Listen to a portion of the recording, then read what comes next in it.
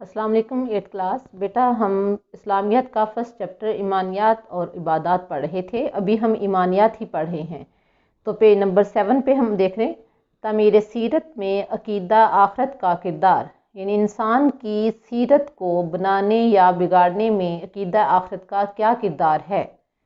عقیدہ آخرت نیکی کی بنیاد ہے، اس کا پہلا ٹاپک ہے الف، عقیدہ آخرت نیکی کی بنیاد ہے۔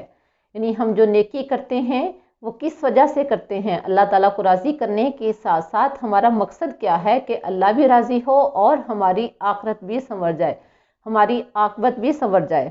تو دیکھیں ہم، آخرت کا انکار یا اقرار انسانی سیرت کے بنانے یا بگاڑنے پر براہ راست اثر انداز ہوتا ہے۔ براہ راست میں یعنی ڈائریکٹ، ہم جو کام کرتے ہیں اس کا ہمیں آخرت کے دن جواب دینا ہے۔ تو انسان آخرت کا انکار یا اقرار انسانی سیرت کو بنانے یا بگاڑنے میں ڈائریکٹ اس کا اثر ہوتا ہے۔ ایک وہ شخص ہے جس کی نظر صرف اس دنیا کے فائدے یا نقصان پر ہے۔ یہ شخص کسی ایسے برے کام سے پرہیز نہ کرے گا جس سے اسے دنیا میں نقصان پہنچنے کا خطرہ نہ ہو۔ یعنی اگر کوئی شخص یہ سمجھتا ہے کہ دنیا ہمیشہ رہے گی اور مجھے آخرت کا کوئی جواب نہیں دینا ہوگا، تو وہ ہمیشہ ایسے ہی کام کرے گا جس سے اسے لگے گا کہ اسے دنیا میں فائدہ ہے، کیونکہ اس کو لگتا ہے کہ اس نے قیامت کے دن اللہ کے سامنے پیش نہیں ہونا، لہٰذا وہ اللہ کے احکامات کی منفی کرتے ہوئے اپنے دنیا کے فائدے کو مد نظر رکھتا ہے، دنیا کے نقصان کو ہر صورت دنیا کے نقصان سے بچنے کی کوشش کرتا ہے۔ اور ایسا وہ شخص ہے، نہ وہ کسی ایسے اچھے کام پر آمادہ ہوگا جس سے اسے دنیا میں فائدہ ملنے کی امید نہ ہو۔ یعنی وہ نیک کام کیوں نہیں کرتا؟ کیونکہ اسے لگتا ہے کہ جو کچھ مجھے ملنا ہے وہ دنیا میں ہی ملنا ہے، لہٰذا وہ اچھے کام نہیں کرے گا، وہ اپنے فائدے کے لیے بڑے سے بڑا غلط کام بھی کر لے گا۔ ایسے شخص کے لیے قطعی ناممکن ہے، یعنی اس کے لیے ہرگز ممکن نہیں کہ وہ ایک قدم بھی اسلام کے راستے پر چل سکے۔ اسلام کہتا ہے اللہ کی راہ میں غریبوں کو زکوٰۃ دو۔ اللہ تعالیٰ نے قرآن پاک میں بار بار وَأَقِیمُوا الصَّلَاةَ وَآتُوا الزَّکَاةَ کا حکم دیا ہے، زکوٰۃ دو تاکہ اس سے غریبوں کی کفالت ہو۔ وہ جواب دیتا ہے زکوٰۃ سے میری دولت گھٹ جائے گی۔ حالانکہ اللہ تعالیٰ فرماتے ہیں کہ بے شک صدقات جو ہیں وہ رزق کو بڑھاتے ہیں، اور اللہ تعالیٰ خود بھی فرماتے ہیں کہ سود ختم کر کے زکوٰۃ کا مقصد کیا ہے کہ اللہ تعالیٰ سود کو ختم کرتے ہیں اور صدقات کو بڑھاتے ہیں۔ مقصد کیا ہے کہ انسان کے رزق میں اضافہ ہوتا ہے اگر وہ اللہ کے راستے میں خرچ کرتا ہے۔ لیکن جس شخص کا آخرت پر یقین ہے وہ کہتا ہے زکوٰۃ سے میری دولت گھٹ جائے گی، میں تو الٹا اپنے مال پر سود لوں گا۔ اسلام کہتا ہے کہ سچ بولو اور جھوٹ سے پرہیز کرو، خواہ سچائی میں کتنا ہی نقصان اور جھوٹ میں کتنا ہی فائدہ کیوں نہ ہو۔ وہ جواب دیتا ہے میں ایسی سچائی کو لے کر کیا کروں جس سے مجھے نقصان پہنچتا ہو اور فائدہ کچھ نہ ہو، اور ایسے جھوٹ سے کیوں پرہیز کروں جو میرے لیے فائدہ مند ہو جس سے بدنامی بھی کچھ نہ ہو۔ یعنی اس کو چونکہ ایسے شخص کی نظر کس پہ ہے؟ صرف اور صرف دنیا کے فائدے پر، نہ وہ اللہ سے ڈرتا ہے، نہ اس کو قیامت کے دن کا انتظار ہے، نہ ہی وہ قیامت کے عذاب سے ڈرتا ہے۔ یہ تمام رویے اس شخص کے ہیں جو عقیدہ آخرت کو یا تو مانتا ہی نہیں یا مانتا ہے تو شک کے ساتھ لیکن یقین کے ساتھ نہیں، جبکہ ہمیں اس چیز پر یقین رکھنا چاہیے کہ قیامت کا دن واقعہ ہی قائم ہوگا۔ جس اللہ نے پہلی دفعہ انسانوں کو پیدا کیا اس کے لیے دوبارہ پیدا کرنا مشکل نہیں ہے، اور یہ جو اللہ تعالیٰ نے فرما دیا ہے اس میں کسی قسم کا شک و شبہ کی گنجائش نہیں ہے، اور یہ حقیقت ہے کہ ہم نے قیامت کے روز اللہ کے حضور پیش ہونا ہے۔ اس کا بے پار دیکھیں، عقیدہ آخرت اعلیٰ کردار کی تشکیل کا ذریعہ ہے۔ یعنی اگر کوئی شخص عقیدہ آخرت پر یقین کر لیتا ہے تو اس کا کردار خود بخود بہتر ہو جاتا ہے، وہ خود بخود اپنے آپ کو بہترین انسان بنانے کی کوشش کرتا ہے۔ اب دیکھیں، اب دوسرے شخص کا حال ملاحظہ کیجئے۔ وہ شخص ہے جس کی نظر افعال کے آخری نتائج پر ہے۔ افعال مین کام، یعنی جو بھی وہ کام کرتا ہے اس کا مقصد کیا ہے کہ اس سے میرا اللہ راضی ہو، اللہ کی مخلوقات کو اس سے فائدہ ہو، مجھے کوئی نقصان اگر ہوتا بھی ہے تو کوئی بات نہیں ہے، لیکن مجھ سے میرا اللہ راضی ہو، کیونکہ وہی میرے نفع اور نقصان کا مالک ہے۔ وہ دنیا کے فائدے اور نقصان کو عارضی چیز سمجھتا ہے اور آخرت کے ابدی فائدوں یا نقصان کا خیال کرتے ہوئے نیکی کو اختیار کرتا ہے اور بدی کو چھوڑ دیتا ہے۔ جس شخص کو یہ پتہ ہے کہ قیامت واقع ہوگی اور اللہ کے سامنے اپنے اعمال کا جواب دینا ہے، تو وہ دنیا کے فائدوں کو چھوڑ کر ہمیشہ رہنے والے فائدوں کے بارے میں سوچے گا۔ اور ہمیشہ رہنے والے فائدے کیا ہیں؟ جو قیامت کے بعد ہر شخص کو ملنے ہیں۔ ایسے شخص کی مثال کس طرح سے دی گئی ہے؟ ایسے شخص کے دل میں اگر خیال آ جائے کہ امتحان میں ناجائز رائے سے کامیابی حاصل کر لی جائے، رشوت یا سفارش کے ذریعے اونچا عہدہ حاصل کر لیا جائے، مالک سامنے نہیں تو کیوں نہ اس کی کوئی چیز چرا لی جائے جو مجھے امیر بنا دے، امانت رکھوانے والا تو مر گیا، کیوں نہ اس کی امانت ہڑپ کر لی جائے کیونکہ اس کو تو اس کی خبر ہی نہیں، افسر دفتر میں نہیں ہے تو کام چھوڑ کر چلا جائے کیونکہ اس کو اس کی غیر موجودگی کا پتہ بھی نہیں چلے گا، یا چند گھنٹے آفس میں گپ شپ میں گزار لے۔ اس قسم کے خیالات پیدا ہوتے ہی آخرت پر ایمان رکھنے والے شخص میں کی نظر اس آنے والے وقت پر اٹھ جاتی ہے جب وہ اللہ تعالیٰ کی عدالت میں حاضر ہو کر اپنے ہر عمل کا جواب دہ ہوگا۔ یہی خیال اسے دنیا کی لذات کو چھوڑ کر آخرت کے فائدوں کی طرف مائل کرنے میں مدد دیتا ہے۔ یعنی اگر کوئی شخص کسی جگہ کام کر رہا ہے، اس کو لگتا ہے کہ میرا آفیسر جو ہے وہ اس وقت آفس میں نہیں ہے تو میں اپنا ٹائم پاس کر لوں، وقت ضائع کر لوں، گپ شپ میں ٹائم گزار لے یا وہاں سے اٹھ کر چلا جائے، اس کو تو وقتی طور پہ لگتا ہے کہ وہ فائدے میں ہے، جبکہ نہ تو اس کا رزق حلال ہوتا ہے کیونکہ وہ بددیانتی کر رہا ہوتا ہے، اپنے افسر کے ساتھ بددیانتی کر رہا ہوتا ہے، نہ تو اس کا رزق حلال ہوتا ہے اور نہ ہی اس کو کبھی سکون مل سکتا ہے کیونکہ اس کا مالک، اس کا آفیسر اس کو نہیں دیکھ رہا، لیکن وہ ذات جس نے پیدا کیا ہے، جس نے اس کے رزق کا ذریعہ بنایا ہے، وہ تو اس کو دیکھ رہی ہے۔ اگر وہ سفارش کے ذریعے یا رشوت کے ذریعے کوئی شخص اونچا عہدہ حاصل کر لیتا ہے، اونچا مقام حاصل کر لیتا ہے، تو اس میں سب سے پہلے کیا ہے؟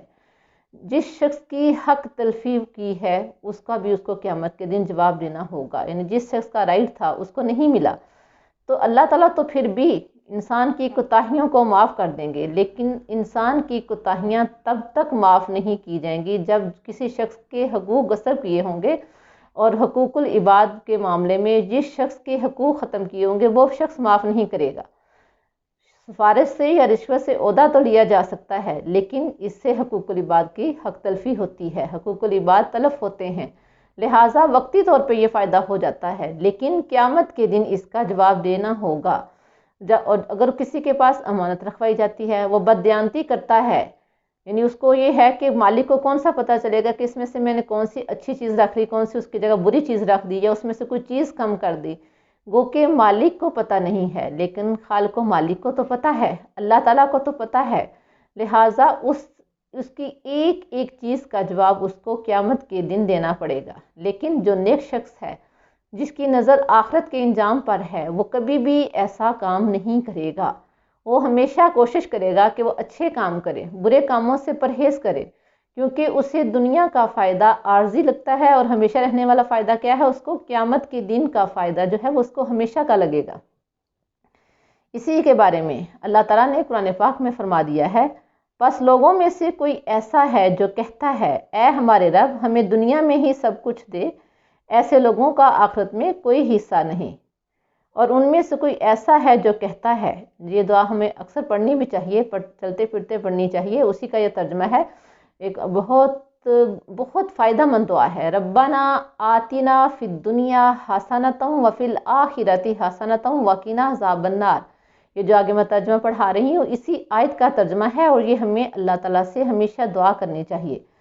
ربنا آتنا فی الدنیا، اے ہمارے رب ہمیں دنیا میں بھلائی عطا فرما، ربنا آتنا فی الدنیا حسنۃ وفی الآخرۃ حسنہ، اور آخرت میں بھی بھلائی عطا فرما اور ہمیں آگ کے عذاب سے بچا، وقنا عذاب النار، اور ہمیں آگ کے عذاب سے بچا۔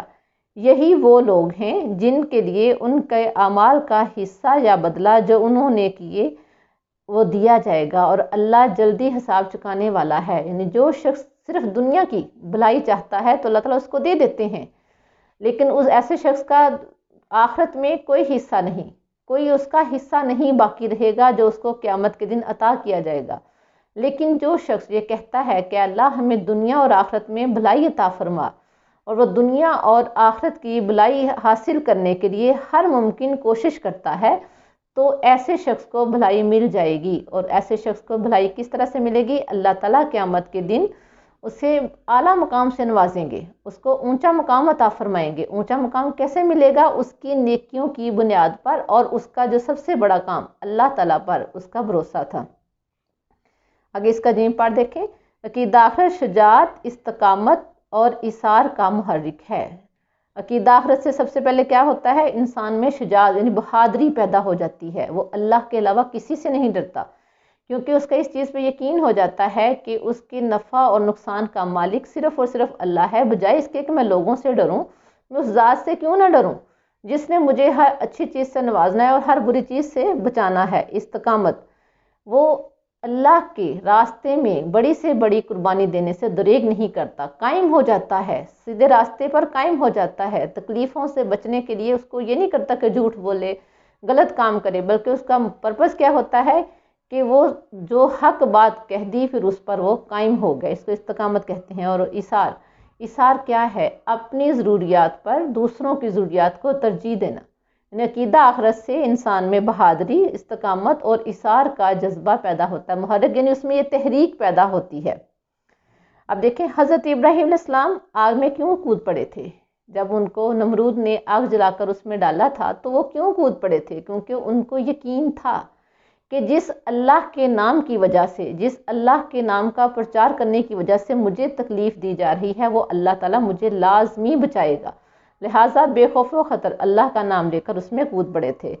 حضرت اسماعیل علیہ السلام نے چھوٹی سی عمر میں کس طرح قربانی کے لیے تیار ہو گئے؟ جب باپ نے حضرت ابراہیم علیہ السلام نے کہا کہ مجھے خواب میں نظر آ رہا ہے کہ اے اسماعیل میں آپ کو ذبح کر رہا ہوں، تو وہ تیار کیوں ہو گئے تھے؟ کیونکہ انہیں یقین تھا کہ زندگی موت تو اللہ کے ہاتھ میں ہے، اگر اللہ تعالیٰ مجھے حکم دے رہے ہیں تو مجھے اللہ کے راستے میں جان قربان کرنی ہی ہے، کیونکہ میری زندگی اور موت اللہ کے لیے ہے۔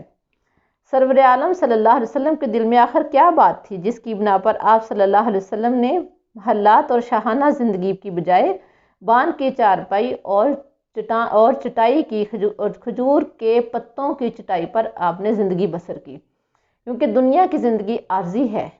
آپ صلی اللہ علیہ وسلم نے محلات کو ترجیح کیوں نہ دی؟ اس لیے کہ آپ چاہتے تھے کہ میری امت کے کسی انسان کو اس قسم کا کوئی مسئلہ نہ پیش آئے کہ ہمارے پیغمبر تو اتنے عیش و آرام میں تھے۔ آپ نے ایک عام اور سادہ شخص کی طرح آپ نے زندگی بسر کی، دنیا کے فوائد کو ترجیح نہ دی۔ کس لیے؟ کیونکہ آپ نے آخرت کے فوائد کو ترجیح دی اور ہمیں بھی سکھایا کہ ہم آخرت کے فائدوں کو ترجیح دیں۔ اب ہے انصاف کہاں؟ یعنی اتنا کچھ اگر انسان اللہ کے راستے میں کر دیتا ہے تو اس کو انصاف کہاں سے ملے گا؟ اس کا اطمینان بخش جواب کہاں سے ملے گا؟ اس دنیا میں بہت سے لوگ ایسے ہیں جو دولت کے نشے میں چور ہیں، غرور و تکبر میں مبتلا ہیں، انسانوں پر ظلم ڈھاتے ہیں، لوگوں کے حق مارتے ہیں، حتیٰ کہ یتیموں اور بیواؤں تک کا مال ہڑپ کر جاتے ہیں، یعنی ان کو کوئی پرواہ نہیں ہے، حقوق العباد غصب کر رہے ہیں، حقوق اللہ کو ختم کر رہے ہیں۔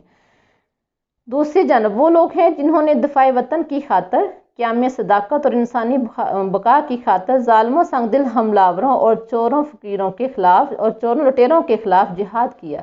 یعنی ایک وہ شخص ہے جو لوگوں کو نقصان پہنچاتا ہے، اور ایک وہ شخص ہے جس نے اپنی زندگی کا مقصد ہی اللہ کو راضی کرنا، اللہ کے مخلوقات کی حفاظت کرنا، ان کے حقوق کی حفاظت کرنے پہ صرف کر دی ہے۔ تو کیا دونوں کو ایک جیسا صلہ ملے گا؟ ایسا ہرگز نہیں ہو سکتا۔ جس نے لوگوں کو نقصان پہنچایا، اللہ کے احکامات کی نافرمانی کی، اس کا اور اس شخص کا جس نے اپنی جان کو اللہ کے راستے کے لیے قربان کرنا چاہا، دونوں کو ایک جیسا صلہ نہیں مل سکتا۔ کچھ وہ لوگ ہیں جنہوں نے فاقہ کشی کی زندگی گزاری، بھوک اور آزمائش کا سامنا کیا، لیکن نہ کسی کا حق مارا، نہ کسی سے زیادتی کی، بلکہ خود دکھ سہ کر دوسروں کو آرام پہنچایا۔ یعنی خود جتنی مرضی تکلیف اٹھانا پڑی ہے، انہوں نے اس چیز کو ترجیح دی ہے کہ ہم نے اللہ کے بندوں کو فائدہ پہنچانا ہے، ہم نے اللہ کے بندوں کا نقصان نہیں کرنا، ہم نے اپنا نقصان کر لینا ہے لیکن اللہ کے احکامات کی تعمیل کرنی ہے۔ خود بھوکے رہ کر دوسروں کو کھانا کھلایا، جن کے بارے میں اللہ تعالیٰ نے خود بھی فرمایا وَيُطْعِمُونَ वयुतईमून तामा अला हुब्बिही मिस्कीनम व यतीमम व असीरा, यानी अल्लाह के नेक बंदे अल्लाह की रज़ा की खातिर यतीमों, मस्कीनों और फ़कीरों को खाना खिलाते हैं। हत्तल मकदूर ज़िंदगी भर इंसानियत की खिदमत करते रहे, यानी सारी ज़िंदगी उन्होंने कोशिश की है अल्लाह के बंदों की खिदमत करना। उन सब का सिला कहाँ है? एक मोमिन के पास इसका जवाब यही है कि आखिरत के दिन इसका सिला ज़रूर मिलेगा, जो कि अब्दी ज़िंदगी है। यानी वो जो कुछ मर्ज़ी सोच ले, लेकिन उसके जहन में ये बात ज़रूर आती है कि वो अल्लाह जो खालिक है, जो मालिक है, जो मुक़सित है, जो इंसाफ़ करने वाला है, हमें तो उसके इंसाफ की भी ज़रूरत नहीं, हमें सिर्फ़ और सिर्फ उसकी रहमत की ज़रूरत है। वो गफूर रहीम बादशाह हमें ज़रूर अपनी रहमत से नवाजेगा। और जब ये किसी शख्स के जहन में ये अकीदा पुख्ता हो जाता है तो वो नेकियों की तरफ खुद ब खुद आ जाता है। आगे इसका लास्ट पार्ट देखें। अकीदा आखिरत सच्चा सहारा और उम्मीद की किरण है। अकीदा आखिरत एक मुसलमान का बहुत बड़ा और सच्चा सहारा है। इस ज़िंदगी में ख्वाह कितनी ही दुश्वारियाँ और नाकामियाँ हम इस उम्मीद पर गवारा कर लेते हैं कि आइंदा ज़िंदगी में इनकी तलाफ़ी हो जाएगी। अगर कोई गलती हो जाती है तो हमें ये है कि कोई हम पर जुल्म कर रहा है, हमारे साथ ज़्यादती कर रहा है, तो हमें इसका सिला क़यामत के दिन मिल जाएगा। अगर आज ये अकीदा ख़त्म हो जाए तो ज़िंदगी में मायूसी छा जाए, लाखों लोग खुदकशी कर लें, भूखे दौलतमंदों के कपड़े नोच लें और दुनिया का निज़ाम दरम बरम हो जाए। यानी अगर हर शख्स को ये हो कि जो कुछ है दुनिया में ही है, तो दुनिया का निज़ाम दरम बरम हो जाएगा। लेकिन जिस अल्लाह ने इस दुनिया को बनाया है वो इसका निज़ाम भी चलाएगा। बच्चों, आपने ये लेसन अच्छी तरह से याद करना है। नेक्स्ट हम इंशाल्लाह नेक्स्ट लेसन पढ़ेंगे। अस्सलामु अलैकुम वरहमतुल्लाह।